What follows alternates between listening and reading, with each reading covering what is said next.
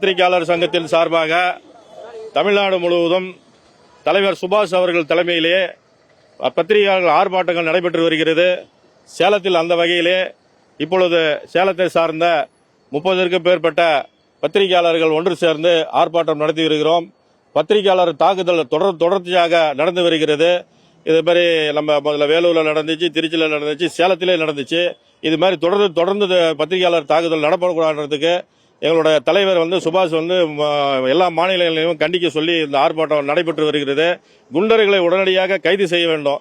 கைது செய்யல் அப்படின்னா நம்மளோட தொடர்பு எல்லா மாவட்டங்களையும் நம்மளுடைய சங்கத்தின் சார்பாக இது ஆர்ப்பாட்டங்கள் நடைபெற்று வரும். இதில் பத்திரிகையாளர்களுக்கு பாதுகாப்பு எங்கேயுமே இல்லைங்க. நிறைய இடத்துல பார்த்தீங்கன்னா பத்திரிகையாளர்கள் பொது மேடைகள், பொது கச்சேரிகள் எங்கே போனாலுமே பத்திரிகையாளர்கள் சில இடங்களில் ஒதுக்கப்படுகிறார்கள். சில இடத்துல ஆளுங்கட்சி இது மாதிரிலாம் பிரிக்கிறாங்க, தரம் பிரிக்கிறாங்க, பத்திரிகை நிருபர்களை பிரிக்கிறாங்க, பத்திரிகையாளர்களை பிரிக்கிறாங்க. இதெல்லாம் தமிழ்நாட்டில் ஒரு நடைமுறைக்கு சட்டமாக கொண்டு வந்து பத்திரிகையாளருக்கு தகுந்த பாதுகாப்பு கொடுக்கணும் தான் எங்களுடைய தலைவர் சுபாஷ் அவர்கள் தலைமையிலே நாங்கள் கண்டன ஆர்ப்பாட்டம் நடத்தி வருகிறோம்.